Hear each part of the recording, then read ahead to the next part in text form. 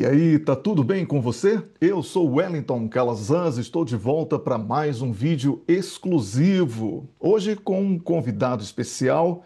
Eu prometi na entrevista junto ao Josa Novales que iria trazer um colega africano, professor da universidade lá em Angola, para a gente falar um pouco sobre a política do continente africano, mas a agenda dele não permitiu que fosse essa semana. Então eu não iria deixar você sem o conteúdo exclusivo aqui do canal e resolvi chamar um quase africano, afinal de contas, ele, assim como eu, é baiano. E quem é baiano é quase africano, né? Então, estou falando do professor Tiago Assis, ele que é uma pessoa muito dedicada às questões da América Latina, mas também à geopolítica como um todo, professor da Universidade Católica de Salvador. Tem livro publicado, sobre o livro vai estar aqui na descrição do vídeo, para que você possa ir lá adquirir esse livro. É naquela pegada da Maria Lúcia Fatorelli, sobre questão da dívida pública. E eu gostaria de apresentar aqui o professor Tiago Assis. Bem-vindo aqui ao canal. É um prazer falar com você. Tudo bem, Wellington? É um prazer falar contigo e com quem vai nos assistir.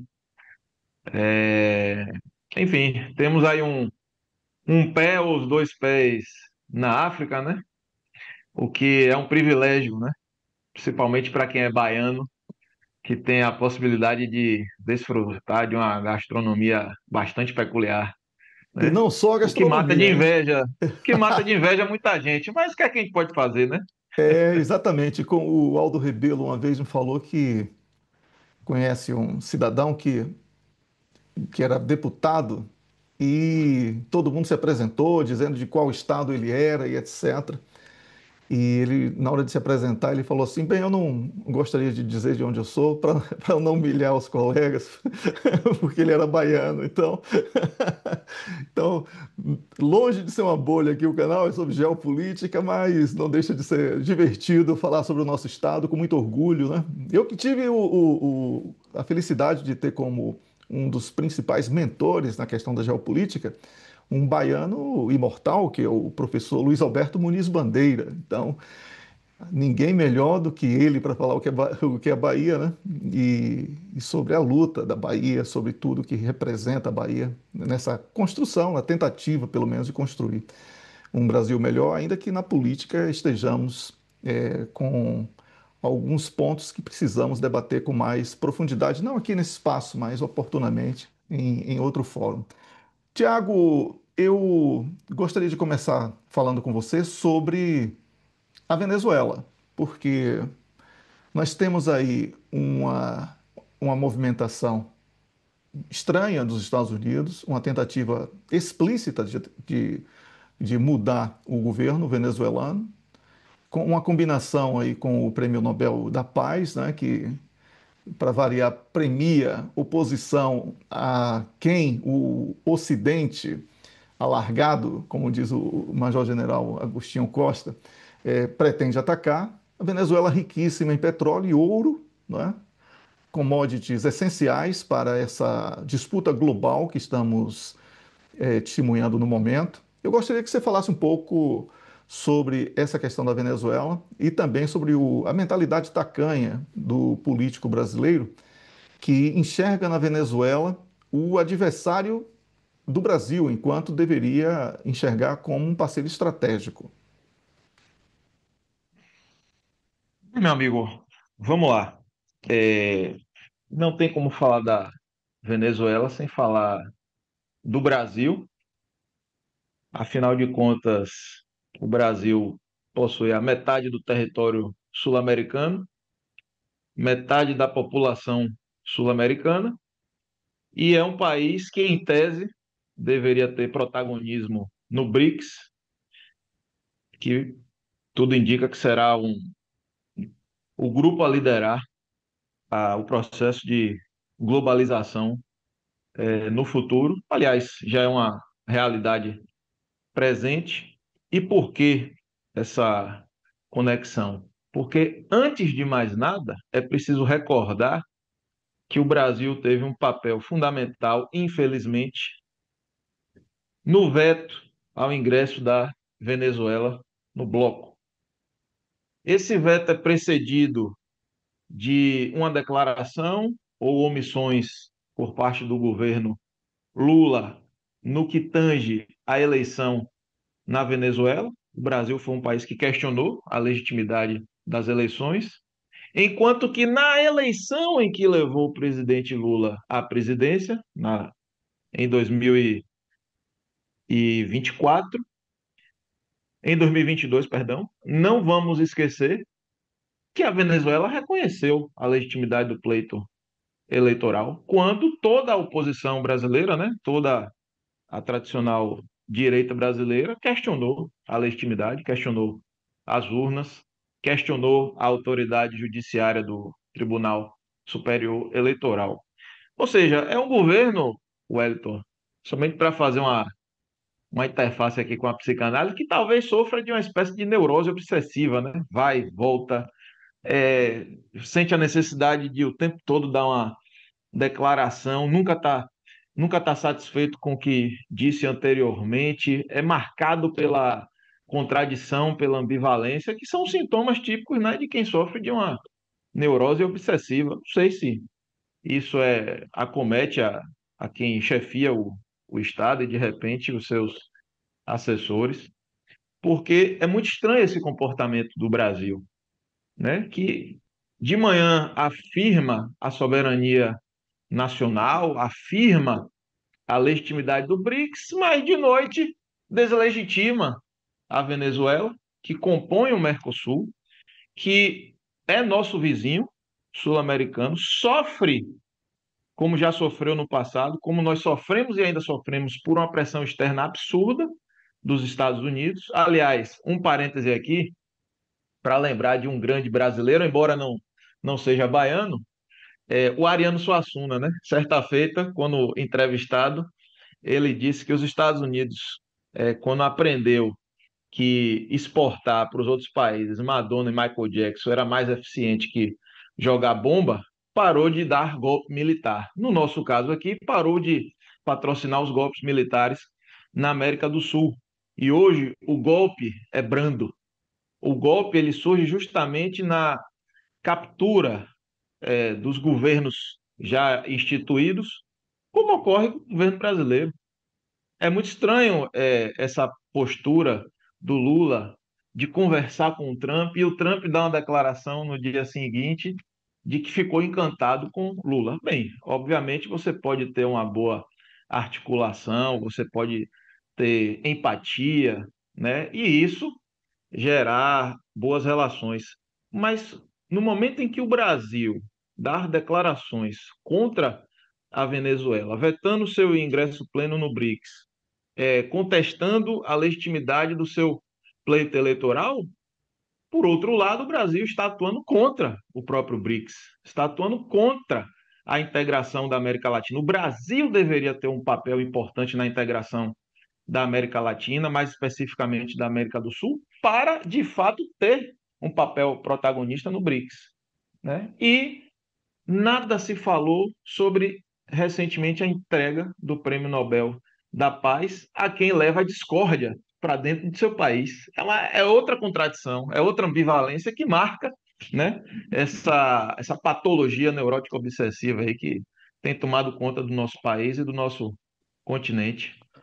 Tá bom, ainda bem que você está puxando aí por essa veia psicanalítica, né? Já que a consultora aqui do canal, Amanda Rabuski, doutora Amanda Rabuski, ela é psicanalista e gosta muito da linha que você trabalha aí do Lacan, né? Eu sei que você também é estudioso da psicanálise, para além de ser um excelente advogado, obviamente. Mas estou conversando aqui com o professor Tiago Assis, um baiano ilustríssimo, que tem um conhecimento muito grande sobre as questões políticas nacionais brasileiras e internacionais, e também tem um livro publicado muito interessante sobre a dívida pública. E daqui a pouco ele vai falar um pouco sobre o livro e a descrição terá o link para que você possa conhecer também o trabalho já publicado pelo professor Tiago Assis, que eu chamo de você e de Tiago, porque é meu amigo e é tricolor, assim como eu. Hoje tem até Bavi, né, Tiago? Espero que amanhã esse vídeo não vire piada, e que Rogério Ceni não dê aquela brochada habitual, mas que possamos celebrar mais um triunfo, né, tricolor. Tiago, juntamente com alguns outros colegas, nós temos um grupo muito ativo que discute as questões do Bahia, do futebol como um todo, mas muito mais especificamente sobre o Bahia. E nós estamos sempre ligados aí através desta veia tricolorida baiana, obviamente. Ô, Tiago, falando um pouco sobre essa tentativa de invasão reeditada dos Estados Unidos na América Latina, hoje no meio do caminho tem duas pedras, né? Tem Rússia e China, mas explicitamente impondo uma espécie de freio de arrumação, como falamos aí na Bahia, nessa tentativa de Donald Trump de sair pisoteando todo e qualquer país soberano. No caso da Venezuela, você mencionou muito bem a tentativa de excluir a Venezuela do bloco BRICS, não só pune o venezuelano, como também o Brasil, que poderia ter um mercado exclusivo praticamente, né, para escoamento de produtos e serviços, além de parcerias estratégicas com a Venezuela na questão energética, que o Brasil, graças a essa dualidade, que, como você descreveu tão bem, pela manhã exalta a soberania e à noite arreia as calças, né? Então, nós temos essa questão do petróleo, da energia como um fator que poderia ser decisivo para ampliar a competitividade brasileira nesse contexto de guerra econômica e que é exatamente aí que eu gostaria de entrar. Como é que você enxerga essa disputa China e Estados Unidos, em especial, na questão econômica? E dentro desse contexto, como superar esse imaginário que foi descrito também por você, mas que foi uma citação do Suassuna sobre essa invasão cultural da cultura pop norte-americana através do lixo, não é? Que consegue contaminar de uma maneira tal que não é preciso o uso direto de armas, da força e etc., porque a mentalidade das populações, em especial do brasileiro, ela está completamente catequizada pela idiotização de Disneylândia e Hollywood.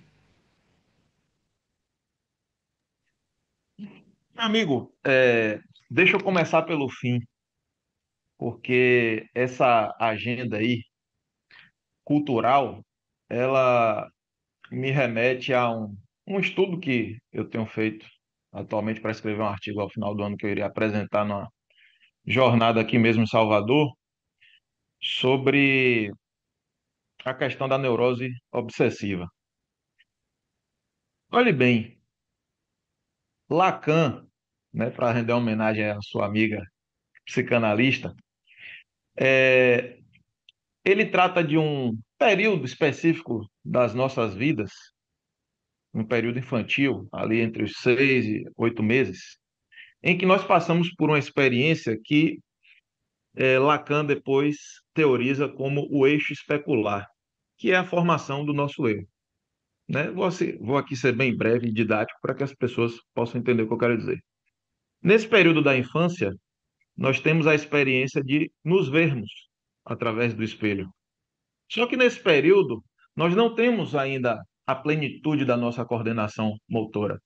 Nós temos o que Freud chama de pulsão autoerótico. Nós sentimos prazeres espaçados pelo nosso corpo. Nós não temos o sentido da totalidade do nosso corpo.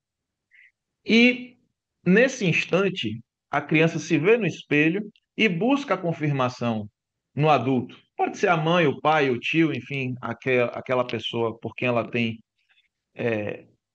afeto e confirma, e a criança se sente jubilada. Essa experiência especular, na psicanálise, é a formação do eu. Veja que é uma experiência narcísica. Eu me vejo no espelho, olho para o adulto, obtenho a confirmação de que sou eu e fico jubilado com aquela imagem de mim mesmo.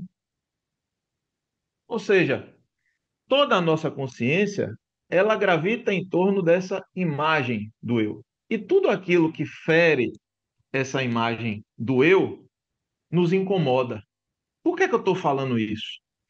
Porque para eu construir a minha imagem, para construir essa instância psíquica do eu tive que buscar a confirmação no outro, na palavra do outro. O outro me confirmando que era eu mesmo, de fato. O que eu quero dizer com isso? Que nós nascemos alienados no processo da linguagem.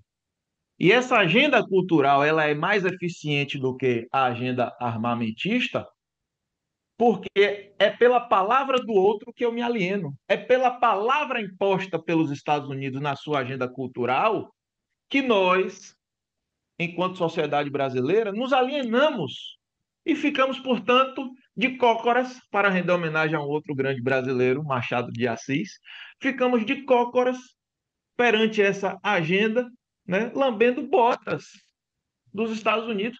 Mas eu fico incrédulo quando eu vejo pessoas se lamentando porque perderam o visto para ir aos Estados Unidos, né? Ou porque tem o receio de perder o visto para conhecer os Estados Unidos. Com todo respeito ao povo estadunidense, a crítica não é ao povo estadunidense, que tem uma história belíssima na construção do seu país, mas a crítica é à agenda imposta pelo governo norte-americano, que não é de agora, mas que tem essa peculiaridade.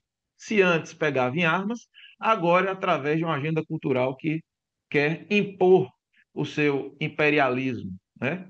Dito isto, a gente passa a compreender por que é que muitos brasileiros são subjugados, são cafonas, né? São incultos, são analfabetos políticos, porque eles são alienados por esta palavra estrangeira, cuja finalidade é nos tornar pessoas realmente ignorantes, analfabetas do ponto de vista político, nos alimentarmos para a gente consumir essa agenda aí, que é idiotizante, como você bem falou. Dito isto, o Brasil não combate essa agenda cultural porque não patrocina a nossa cultura, simplesmente, né? Não está na agenda nossa, em momento algum, o destaque da importância da cultura nordestina. Pelo contrário, o que a gente vê o tempo todo são manifestações políticas preconceituosas contra o Nordeste e o Norte no país. Quando o nosso país de dimensão continental, nós temos 27 estados, poderiam ser 27 países, cada estado tem muito o que oferecer, do Rio Grande do Sul ao Rio Grande do Norte, da Bahia a Amazonas, e nós não valorizamos a nossa cultura. Há 100 anos atrás, Wellington, há pouco mais de 100 anos atrás, nós tivemos um movimento literário importantíssimo, que foi o modernismo.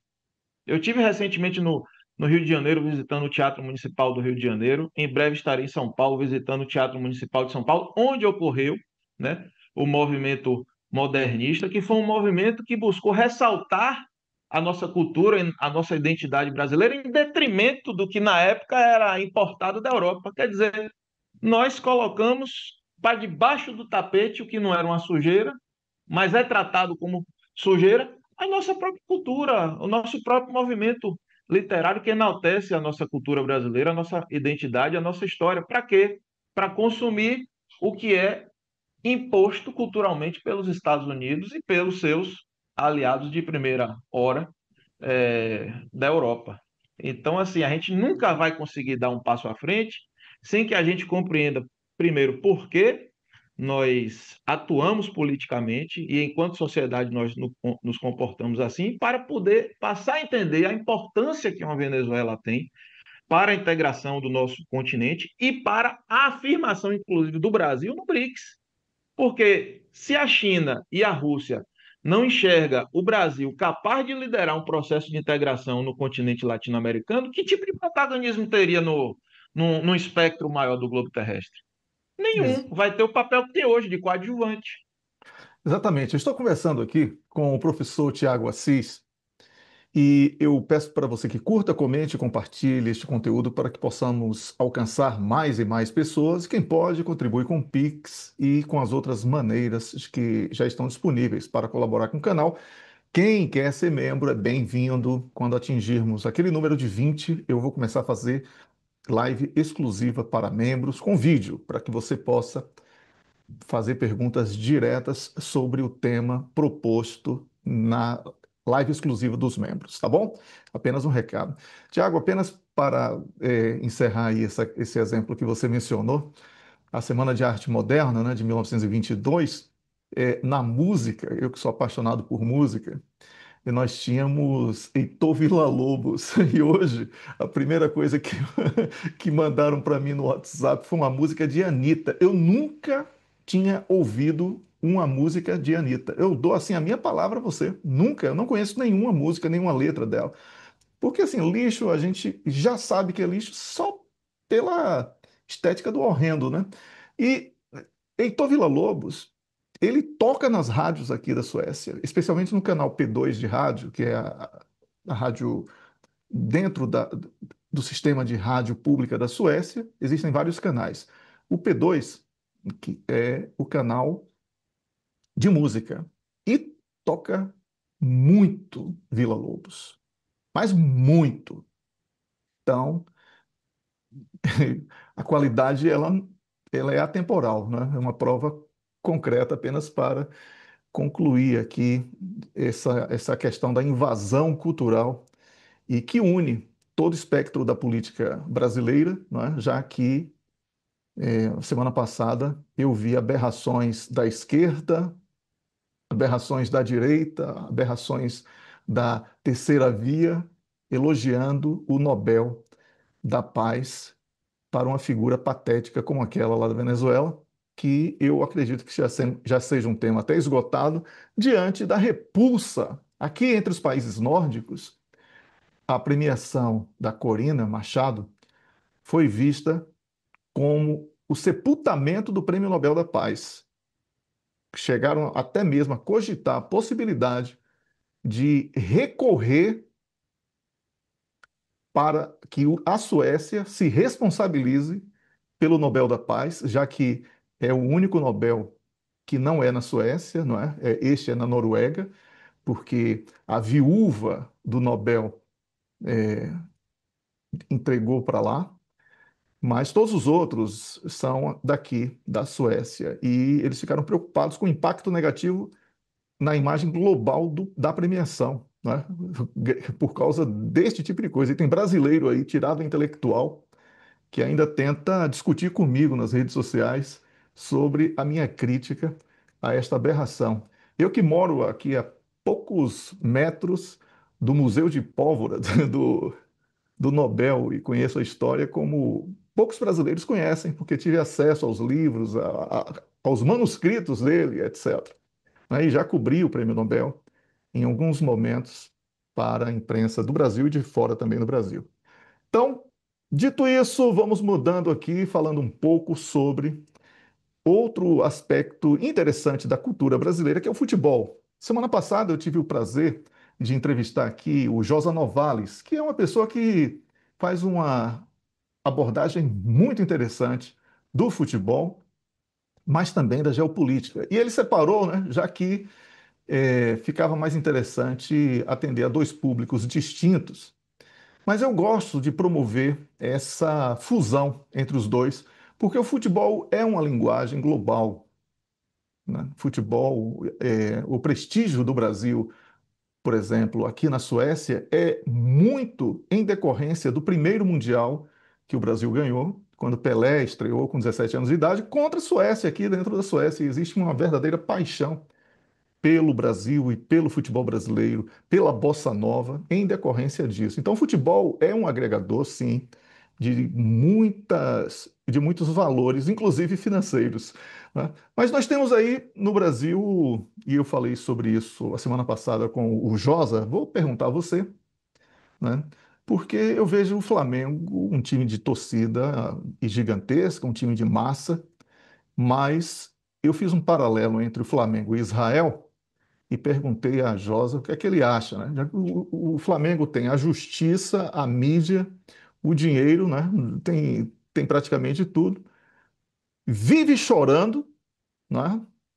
Vive fingindo que é vítima. Tudo a ver com Israel, assim. Então, nesse paralelo que eu fiz entre geopolítica e ligando Israel ao Flamengo, eu gostaria de saber como é que você enxerga essa perspectiva da globalização do futebol brasileiro, já que somos torcedores do Bahia, né?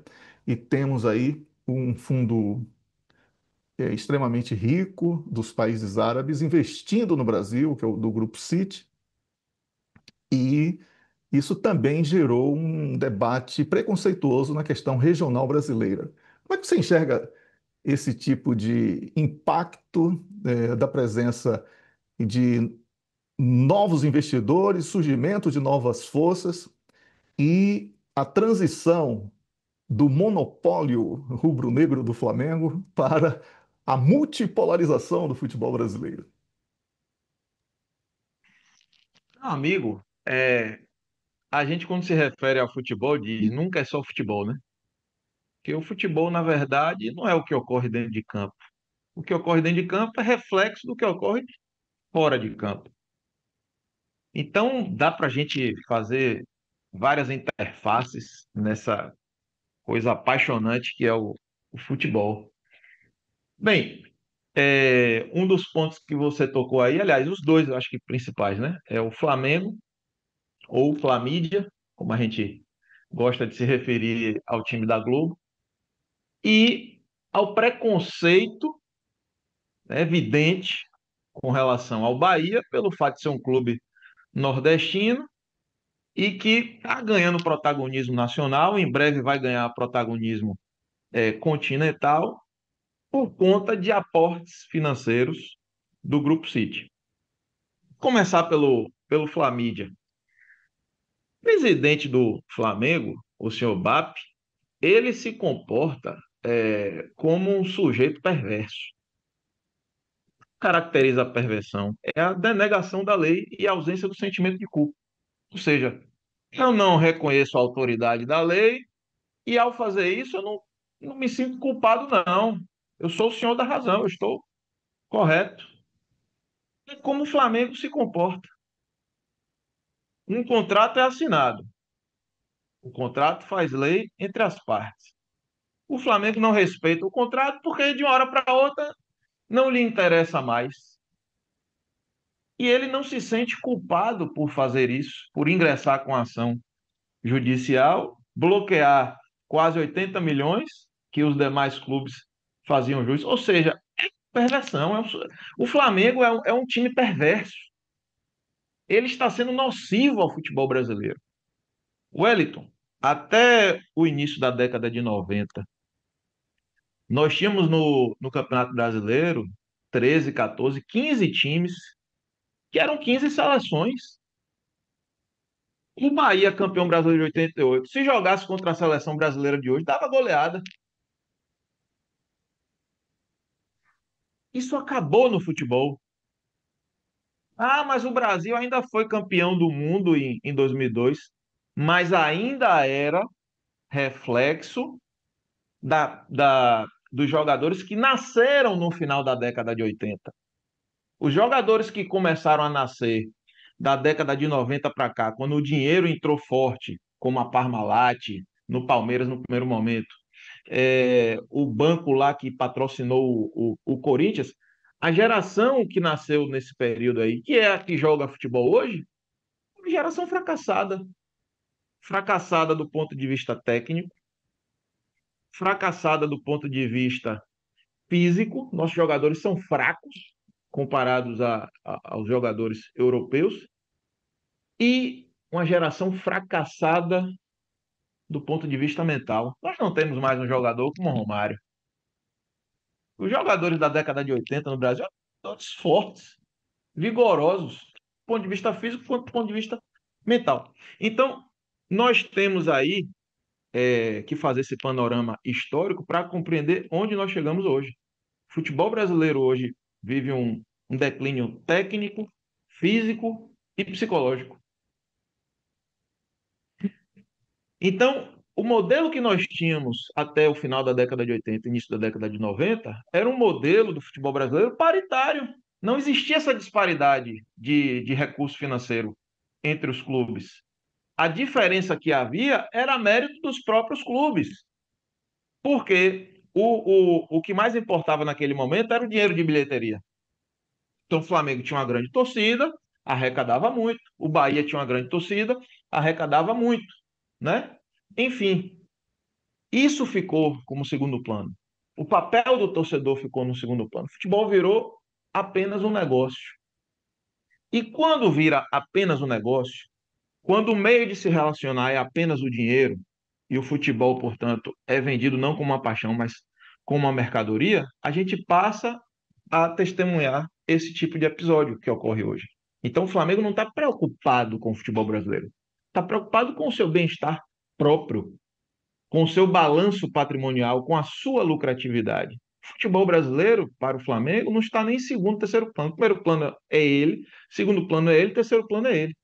Por isso que as declarações da Leila repercute tão bem perante as demais torcidas. Claro que a Leila tem os seus interesses, claro que o Palmeiras tem os seus interesses, todos nós temos os nossos interesses, mas a manifestação da Leila é legítima, porque é uma manifestação contrária a essa tentativa de monopolizar o futebol brasileiro que o Flamengo vem exercendo. E mesmo com todas as regalias, o Flamengo não consegue ser o maior clube do Brasil. Aqui já é um tom provocativo mesmo, para mostrar a pequenez do Flamengo. O Flamengo, com o dinheiro que tem, não consegue ser o maior campeão brasileiro, é o Palmeiras. O Flamengo, com o dinheiro que tem, não consegue ser o maior campeão estadual do Brasil. Com o dinheiro que o Flamengo tem, não consegue ser o maior campeão da Copa do Brasil. Com o dinheiro que o Flamengo tem, não consegue ser o time brasileiro com maior quantidade de títulos na Libertadores ou no Mundial. Ou seja, o Flamengo não é um time grande. Para o dinheiro que tem, pode ser considerado um time de médio porte. E essa tentativa de monopolizar o futebol brasileiro vai matar o nosso futebol. Quer dizer, já não estamos numa condição confortável. Próxima Copa do Mundo, acho que dificilmente o Brasil terá condições de ir até as semifinais. Ou seja, vamos passar a ter o maior período de jejum de Copas do Mundo. E o Flamengo, pode-se dizer, que simboliza essa derrocada do futebol brasileiro. Eu estou conversando aqui com o professor Tiago Assis. Eu peço para que você curta, comente e compartilhe o nosso vídeo para que possamos aumentar o alcance. Comenta aí o que você está achando. Você é torcedor do Flamengo, está chateado comigo e com o Tiago? Problema seu. A verdade dói, né? Então E se pronto. quiser discutir com a gente, vai ficar falando sozinho. Vai ficar falando sozinho, exatamente. Ou então eu boto o João Paulo aqui e o Altemir para discutir com eles. Então, eu gostaria, Tiago, de falar ainda um pouco sobre essa questão do esporte, né? E da geopolítica, que também é um aspecto que tem me incomodado muito. Nós já falamos sobre a música. Israel está no Eurovision, né? Até o dia que eu estudei geografia, Israel não ficava na Europa, né? Ficava em outro ponto do planeta. E aí está no Eurovision. A Alemanha disse que se for excluído do Eurovision, também não vai participar. Né? Aí tem a Rússia bloqueada na FIFA, no COI, liberaram agora no Paralympics, né? E Israel foi eliminado pela Itália, uma festa enorme aqui na Europa pela eliminação. Aliás, acho que foi no mundo todo. Eu acho que o país mais odiado do mundo hoje é Israel. Conseguiu bater os Estados Unidos, né?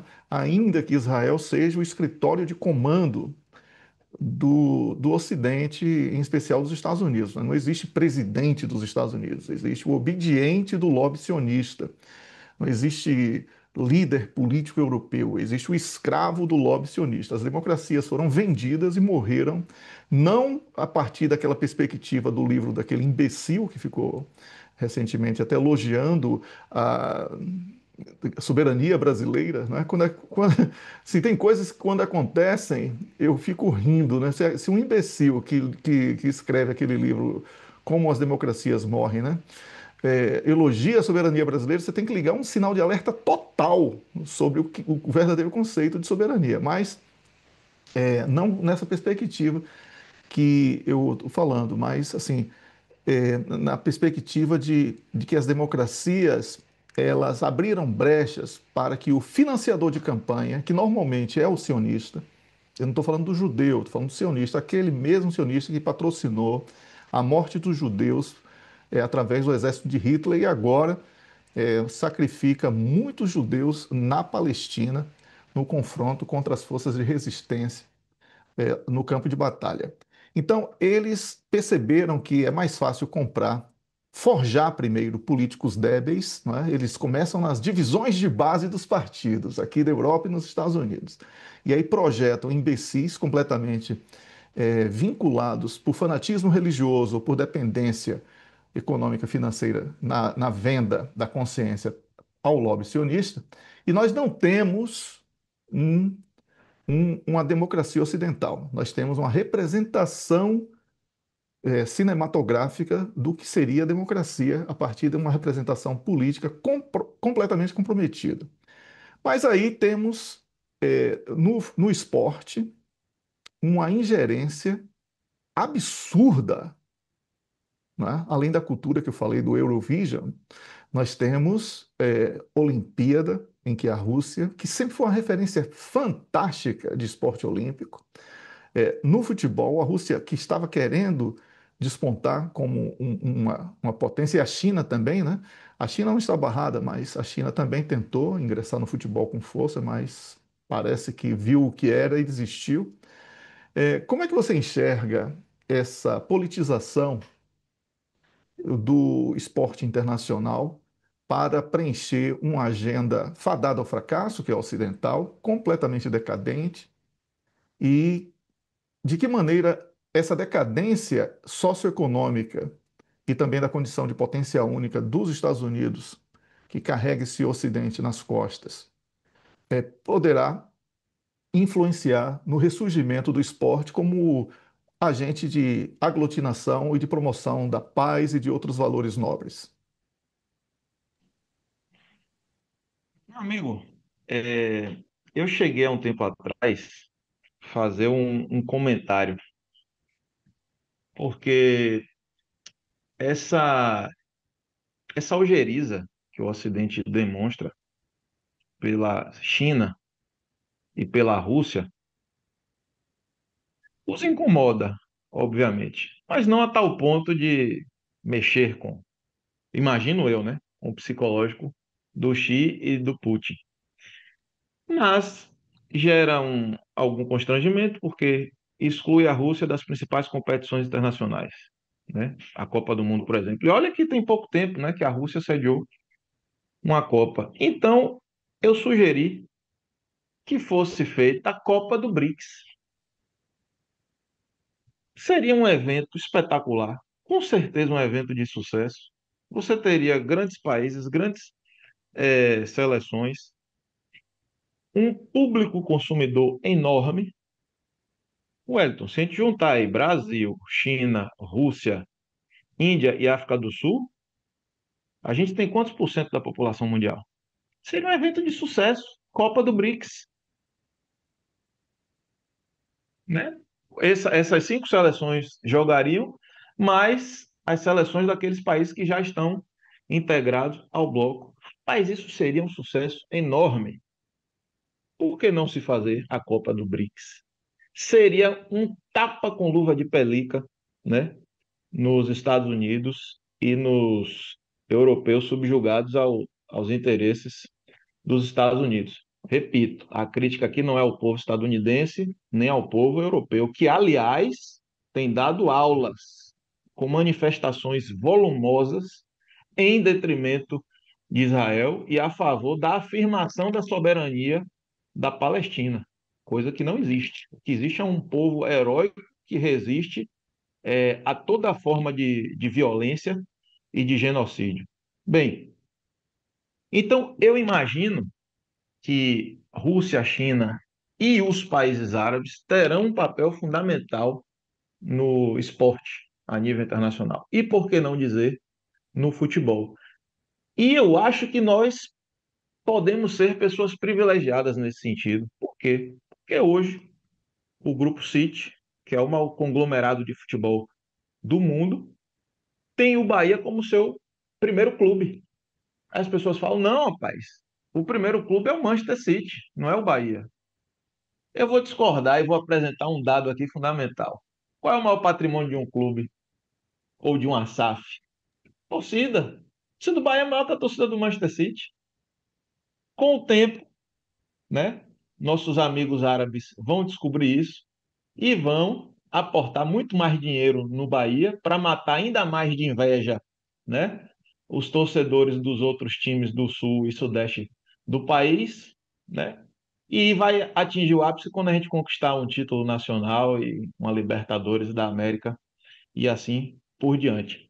Então, assim, esses fundos terão um papel importantíssimo na revitalização do esporte, sobretudo no futebol, e a Copa do BRICS pode ser símbolo disso, símbolo de uma nova hegemonia no esporte, símbolo da derrocada da FIFA para o surgimento de uma outra entidade. E isso ocorre em paralelo com as demais organizações. O Banco do BRICS, por exemplo, pode ser um substituto tranquilo do Fundo Monetário Internacional, que nunca teve o papel de desenvolver os países, pelo contrário, sempre teve o papel de estrangular os países e facilitar os processos de privatizações para que essas empresas nesses países subdesenvolvidos, né, fossem devidamente apropriadas por multinacionais estrangeiras, tradicionalmente europeias e estadunidenses. Então veja que o que pode acontecer no esporte e no futebol nada mais é do que reflexo de um reposicionamento geopolítico dos países que irão protagonizar daqui para frente. E sem dúvida alguma, China e Rússia vão liderar esse processo e, infelizmente, o Brasil, que poderia ser protagonista, já que é o principal país da América do Sul, da América Latina, tem ficado para trás. Nesse processo neurótico obsessivo de vai e volta, manifestando uma ambivalência sentimental incrível. Eu estou conversando aqui com o professor Tiago Assis. A conversa está ótima, mas está chegando ao final e eu não poderia deixar de perguntar ao Tiago sobre o livro dele, que eu vou deixar aqui na descrição o link para que você conheça também a apropriação ilegal dos recursos públicos pelo capital fictício. A dívida pública na perspectiva da. Ih, rapaz, o link morreu aqui para mim. Agora não tenho como chegar agora. Na perspectiva da teoria do valor. Da teoria do valor. É isso aí. Muito obrigado. Consegui. Muito obrigado, Tiago, pelo complemento oportuníssimo. Então, fala um pouco aí é, sobre o livro e eu sei que você tem assim uma linha de trabalho muito parecida com a de Maria Lúcia Fatorelli, né, da Auditoria da Dívida, pessoa que eu admiro muito, que eu já assim, trouxe inúmeras vezes para diferentes debates em diferentes canais que eu participei e tenho maior honra de tê-la como minha amiga. Então, Tiago, essa questão do desmantelamento do Estado, do endividamento dos municípios, dos estados, do país e do povo, como é que vai ser possível combater uma máquina tão perversa como essa de moer carne assim?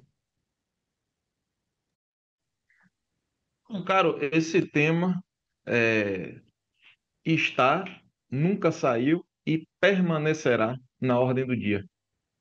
Porque a dívida pública é, digamos assim, sintoma, se não o principal, um dos principais sintomas da decadência, né, da nossa sociedade global do capital.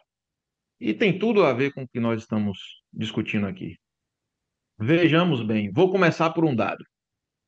O Brasil, hoje, arrecada em torno de 3 trilhões e 500 bilhões de reais. Metade disso é para o serviço da dívida, entre a amortização do valor principal e pagamento dos juros. Os títulos do Tesouro, né, eles são comercializados a taxa de juro somada à taxa de inflação, que é maior do que qualquer taxa de crescimento econômico do país. O que significa dizer que, por mais que o Brasil cresça economicamente, o que não é uma verdade, diga-se de passagem, Mas, por mais que ele cresça economicamente, sua dívida nunca vai parar de crescer, de aumentar. Só que essa não é uma peculiaridade do nosso país. Isso acontece no mundo todo, com raríssimas exceções. Por quê? E aí a razão da teoria do valor. O papel do capital, que num primeiro momento era financiar os aspectos produtivos, ele se desvinculou da realidade. Ou seja, se num primeiro momento o Estado contraía dívida pública para financiar a sua infraestrutura, hoje o Estado, como regra, ele contrai novas dívidas para financiar dívidas antigas. Ora, em sendo assim, vai sobrar o quê para o povo? Eu acabei de dizer, o Brasil arrecada cerca de 3 trilhões e 500 bilhões por ano. Metade disso é para o serviço da dívida. O que é que isso implica? Nós vemos cotidianamente a imprensa informando cortes e contingenciamentos nas políticas públicas. Quando a gente ouve falar, olha, o governo Lula, o governo Bolsonaro, o governo Fernando Henrique, o governo Temer teve que cortar não sei quantos milhões ou bilhões da educação, da saúde, da segurança pública, etc e tal, para poder formar o tal do superávit primário. Isso significa o quê, meus amigos, minhas amigas? Que o governo tira dinheiro das políticas públicas para pagar o serviço da dívida, uma dívida pública que nunca foi auditada. Desde que o Brasil comprou a sua independência, que não teve derramamento de sangue, essa é uma mácula na nossa história, porque os nossos países vizinhos, liderados por Simão Bolívar e José de San Martín, conseguiram suas respectivas independências derramando sangue. Não, a gente comprou. A gente comprou a nossa independência contraindo dívida com a Inglaterra, com o Reino Unido, para poder quitar uma dívida com Portugal. Essa é a nossa história. Então, essa dívida pública brasileira nunca foi auditada. Mas nós temos precedentes históricos importantes. No Brasil e no Equador, através do presidente Rafael Correa, na Argentina, na época presidida por Nestor Kirchner, e no Brasil com Getúlio Vargas, em que conseguiu reduzir a dívida pública a um terço do seu valor. Algo interessante, né? Nas três manifestações que nós tivemos no continente. Então, você consegue imaginar o Brasil reduzindo a sua dívida pública a um terço? Veja que eu não estou falando de moratória da dívida, de calote, mas uma auditoria que culmine estatisticamente, historicamente, a redução a um terço, significa dizer, Wellington, que nós teríamos cerca de R$ 1 trilhão por ano para investir em infraestrutura e para financiar políticas públicas. Isso seria o quê? O salto do país para o desenvolvimento e não a sua permanência no subdesenvolvimento. Mas isso que ocorre no Brasil acontece nos outros países. Por quê? Porque os estados estão capturados pelo capital financeiro. E é por isso que isso tudo está sendo tratado no meu livro. E tudo isso tem a ver com o que nós estamos discutindo. Por quê, Wellington? Porque você muito bem teceu uma crítica agora há pouco às democracias ocidentais.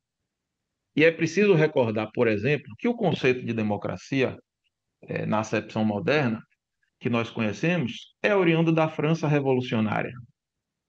Só que enquanto a França estava fazendo a sua revolução, esta mesma França estava coibindo a revolução haitiana, estava massacrando os negros, os pretos haitianos que tentavam fazer a primeira revolução na América Latina. Ou seja, desde a sua origem, a democracia moderna, tal qual nós a conhecemos, ela tem um dono e ela tem um escravo, porque o Haiti foi mantido na condição que estava, de subjugação, e a escravidão não terminou. Então, trazendo esse aspecto para a contemporaneidade, a democracia não existe.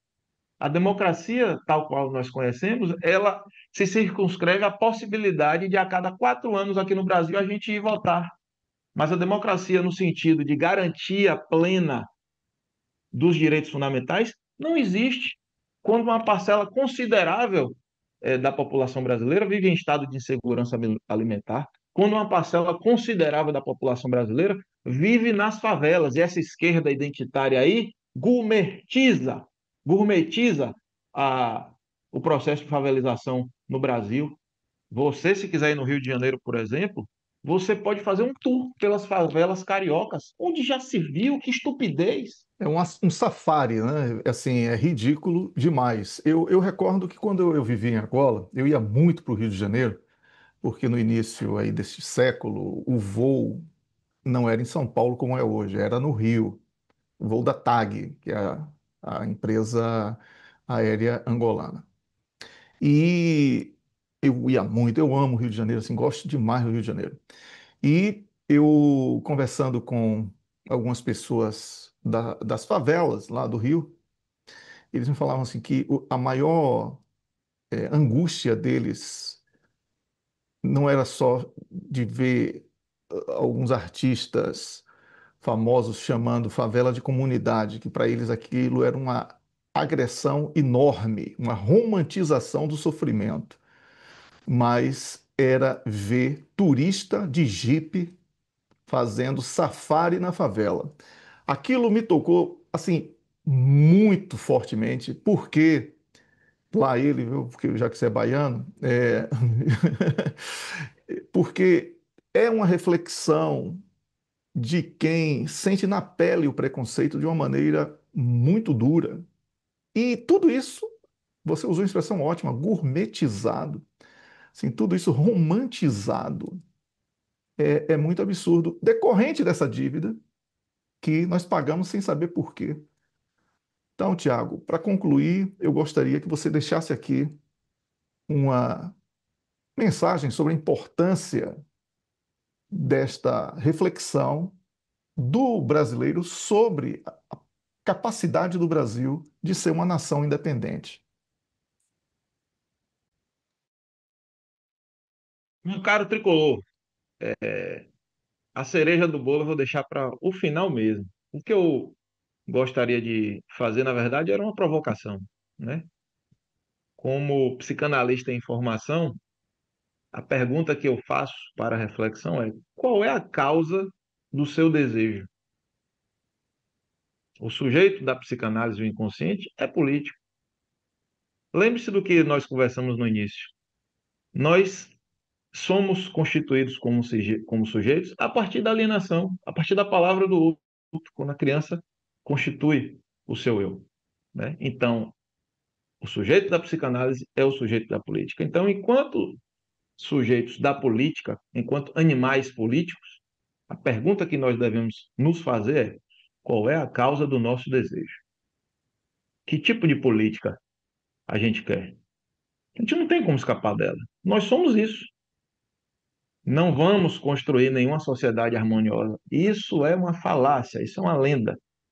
Mas qual é o tipo de sociedade, qual é o tipo de regime que vai nos garantir desenvolvimento? Pouco me importa se com ou sem eleição. O que me interessa é um regime que garanta a preservação da nossa cultura, como o Putin faz na Rússia, preservando a cultura russa, que é belíssima, e proibindo mesmo o ingresso perverso, para utilizar uma expressão lacaniana e psicanalítica, proibindo mesmo o ingresso perverso de uma cultura woke que destrói, corrói as estruturas nacionais, as estruturas culturais de um país. A gente vê isso no nosso país. As pessoas preferem ler um autor estrangeiro do que ler Machado de Assis, do que ler Jorge Amado, onde já se viu, prefere ouvir música estrangeira do que ouvir Caetano, do que ouvir Gilberto Gil. Aliás, esses artistas estão já com mais de 80 anos. Quando esses homens e mulheres que fizeram a nossa música brasileira morrerem, vai nos sobrar o quê? Vai nos sobrar uma Beyoncé brasileira, que é a Anitta e a Ludmilla. É covarde. Então, Então, diga para não à finalizar, madonização. Gostou desse slogan? é, Diga não à madonização. perfeito, perfeito, assina embaixo. Então, meu amigo, eu finalizo, né, com essa provocação, com esse questionamento. Qual é a causa do nosso desejo enquanto sujeitos políticos, né? E finalizo mesmo, que a cereja do bolo é: bora Bahia, minha porra! É isso aí. Hoje tem Bavi, né? Se você está assistindo esse vídeo no dia seguinte, não venha me sacanear se o Rogério Ceni fizer bobagem. Se perder, a culpa é de. Aí vou mandar essa ação preventiva aqui. Se perder, a culpa é de Rogério Ceni. Não usa a base, né? Del vai para a seleção, o menino lá, é, o Juan Pablo e Arthur Jampa. Juan Pablo, eu que tava com Dom Juan na cabeça aqui, Juan Pablo não Pode vai, ser, né? vai para a seleção, não Em joga breve no pode ser Bahia. chamado de Dom Juan, por que não? Não Não é? é? É Se verdade. ele apresentar um futebol bonito, por que não chamá-lo de Dom Juan?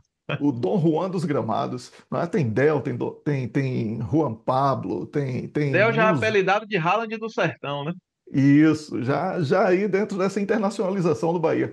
Eu conversei aqui com o professor Tiago Assis, pessoa fantástica, meu amigo, não é? Eu gosto de trazer pessoas que eu gosto para o canal, não é? E que eu me identifico sobre diferentes perspectivas da vida e também da mentalidade. Mesmo quando eu discordo em alguma coisa aqui ou ali, eu costumo trazer pessoas que têm algo a somar para você que é seguidor do canal. Por isso que eu peço que você curta, comente, compartilhe, quem pode contribuir com o canal, para que nós possamos trazer mais pessoas inteligentíssimas como o Tiago. Eu agradeço a você que acompanhou este vídeo. Espero que no próximo possamos ter mais um vídeo interessante que você possa valorizar aqui o nosso trabalho, tá bom? Um grande abraço e até o próximo vídeo.